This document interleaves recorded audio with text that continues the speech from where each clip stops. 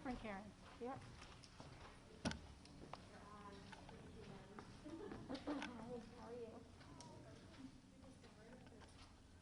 Hello and welcome everyone, and thank you for being here today. I'm Karen Cromer, Executive Director of the Clemens Center, and our thanks to Kamala Keeley at the Chemung Chamber for offering us the opportunity to host you, Senator Gillibrand, here in Mandeville Hall. Next time, I hope it's inside the beautiful 1925 Powers Theater. So I would like to thank a couple of board members who are here today. Chemung County Legislator Marty Chalk over here, and our former board treasurer and current board member Judy McIntosh. Also joining us today are our Broadway presenting partners, Al Naciolino and Tom Combs. They've come up from Binghamton to be here today. The Clemens Center was closed by order of the governor and has been closed since March to help ensure the health of the community by eliminating mass gatherings. We understand the reason why, but the prolonged nature of complete closure for the past 7 months has taken its toll on our finances, our employees and their families, and our own mental health. The center has lost tens of thousands of dollars in ticket and rental revenue, thousands in individual giving and corporate sponsorships, and thousands in annual foundation support that was redirected to humanitarian needs. We've been able to do some limited virtual programming, but let's face it, there's nothing quite like being in a packed house with 1,600 patrons. The PPP loan we received in April was much appreciated, but was exhausted by the end of June. Soon thereafter, with no revenue coming in, we had no real option for preserving the nonprofit organization, but to furlough 2/3 of our employees.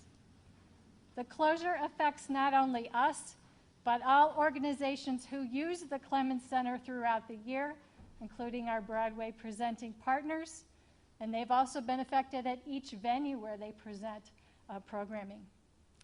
Outside promoters that rent our facility, 5 local nonprofit resident companies who depend on us for our stage and our professional services, and local dance studios and community organizations that hold fundraisers and other gatherings here. The proposed Restart Act would help us with this tremendous gap we now have in revenue from March until whenever we are allowed to reopen our doors again.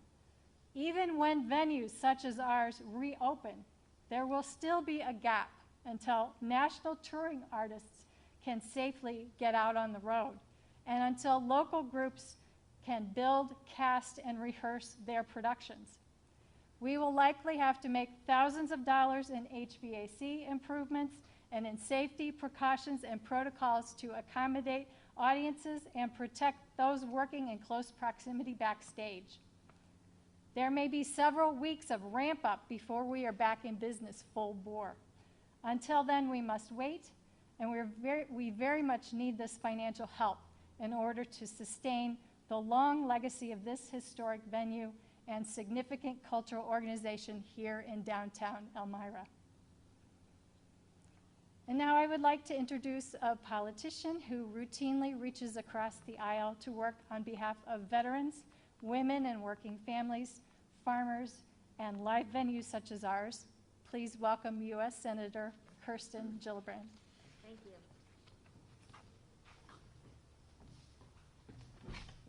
Thank you to Karen Cromer and the Clemens Center for hosting us. I appreciate your leadership and everything you've done to get us here today. I want to recognize the President and the CEO of Chemung Chamber of Commerce, Kamala Keeley. Thank you for being here. I also want to recognize Bill and Carrot Mott, the owners of the Finger Lakes House Restaurant and Wine Bar, for joining us today. New York State has now spent more than half of this year on pause. For the past 7 months, people have been dining in restaurants like Finger Lakes House, venues have no longer been staging concerts, and theaters like the Clemens Center have gone dark. The hospitality industry has been hit incredibly hard. Businesses are struggling to pay the rent, utilities, wages. More than 400,000 hospitality and leisure workers in New York State have lost their job in the past year. And independent venues are forecasting to lose almost $9 billion in revenue if they have to remain dark through the end of the year. The majority expect they will have no choice but to close their doors for good if they don't get federal aid. But instead of providing this much needed relief for people and small businesses, Republican colleagues have spent their time trying to prevent workers from holding their companies accountable when they violate COVID protection measures. They chose once again to put politics over people's lives and livelihoods.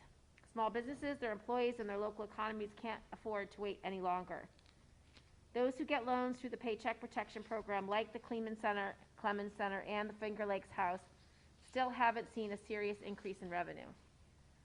And many businesses in the hospitality industry were left behind by PPP and saw no relief at all from these programs because those programs required businesses to maintain their pre-pandemic employee headcount for up to 24 weeks, which for a venue like this was not possible. It's not possible for restaurants and other entertainment venues either. The Restart Act would create a new loan program tailored to their needs. It would fund 6 months of their payroll, benefits, and operating expenses, and unlike the PPP, the program would provide them with flexibility, so they could choose when to rehire workers and choose when to pay back the capital. It's common sense, and it's supported by senators from both sides of the aisle. It also includes extra critical measures that take into account the reality that this recovery will not happen overnight, especially not for the hospitality industry. It recognizes that businesses are not going to be in a position to start paying back these loans right away. It provides an extended 12-month covered loan period for businesses that have seen revenues decline by at least 80%, and provide loan forgiveness based on the revenue declines in 2020. And it defers interest payments for the first year of the loan, principal payments for 2 years, and additional deferrals available if you're economically distressed. Also addresses the needs of small businesses by creating an origination fee structure that incentivizes banks and other financial institutions to assist them, and it would provide a 100% loan guarantee from the federal government. So this is a type of legislation that would make a huge difference, and I urge everyone to support it. Our next speaker is Kamala Keeley, Chemung Chamber of Commerce. Thank you, Senator. So we're really glad to have you here today, and we're especially glad to have you pushing through this really critical legislation, the Restart Act. This is something that we really need here for local businesses, because even though all businesses in Chemung County and across the state have been impacted by this pandemic, not all businesses have been impacted equally. The hospitality and tourism industry, as the Senator alluded to, has been hit particularly hard. Small businesses, local restaurants, nonprofit organizations, charitable organizations, cultural institutions, live event centers, which are still not open, they've all been impacted, and they've done everything they can to reduce the ramifications of this pandemic. They have applied for the PPP. They have worked on the shared work program for their employees. But all of these benefits and reliefs are being exhausted, and we need to have another round to help get us through this, because really the end is not yet in sight. We're always one day closer to the end, but we don't know when that end mark is yet to come. And when I think about a community without an asset like the Clemens Center, what would that look like? That would mean no more Broadway shows. There'd be no more ballet recitals and orchestra rehearsals, no more comedy clubs, no more large gatherings, no more people going out to eat at the Finger Lakes House before they check out a show, no more educational programming provided by grants for school-age children to help supplement their education and expose them to cultural opportunities they would not normally receive otherwise. What a loss that would be. And so we're asking now for Washington to help, to fund a relief program to help these businesses get through to the next stage of where we're going to be at with this crisis. And while we're asking that from the federal government, what we're asking this community to do is to remember to do your part to support local businesses right now. We need local dollars spent locally in the community to keep those dollars circulating and keep businesses afloat. And what that means is buy your subscriptions to the Clemens Center, even though you know you're not going to see a show until 2021. Join a museum membership, even though you may not even be going to a museum this year. Get as much takeout as you possibly can from the Finger Lakes House and other places, and have them fill up a couple cocktails in plastic to-go cups. It's very important. So we need everybody to do our part so that we can help businesses survive and get back to the point where they can once again thrive. We have worked too hard in this community, especially over the last decade, to revitalize and reimagine who we are and what we have to offer. And we're not going to let a temporary situation, which is what this pandemic is, ruin that opportunity for us. So we're grateful to have Senator Gillibrand here today pushing for this legislation. Let's make it happen. Thank you. I'd like to introduce Bill and Karen Mott, owners of the Finger Lakes House.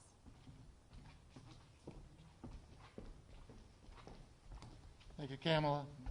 Senator, thank you for coming down here today. It's nice to be inside the Clemens Center. Haven't seen it in a while. And just as, speaking as a restaurant in this community, we opened 3 years ago. Had we known this was going to happen, we probably would have planned things differently. But it didn't. And we saw revitalization in this area. We were coming up. We had more restaurants open in our area. People have spent a lot of dollars doing that, and then we got hit with this in March. We did take advantage of the PPP loan. We're in the process of getting it forgiven now. We have a small place. We're trying to work within the mandates. We believe in the mandates. This disease is real. Unfortunately, though, that allows us for 16 people to be seated inside our restaurant. We've been fortunate to have a deck for the summer, but obviously that's coming to an end. It's very advantageous that Kamala contacted us because my wife and I were just recently talking about, well, what are we going to do for the winter? It's important for a lot of these restaurants to stay open. This community has been very supportive. I think that with this Restart Act, that could provide some funding, especially for the Clemens Center. We have collaborated with the Clemens Centers on different things. They are a vital part of this community, along with our museums and other facilities. So we appreciate your effort. We hope that this can go through. Well, I do. I agree with everything my husband said, of course, and he's been the face of Finger Lakes for these 3 years. And what that means in a small area like this is that he's there all the time, and that relationship with our guests is so tight that they have been the support that we've needed to get us through. But the PPP that we had was a vital piece that we invested in, things like a crowler machine for the takeout. We didn't, before this, we didn't really do a lot of takeout. We're a venue where people come. Our motto is, this is the best, come for the best hour of your day, because people love to just come and sit on our deck and enjoy the restaurant, and they just enjoy the person who runs it.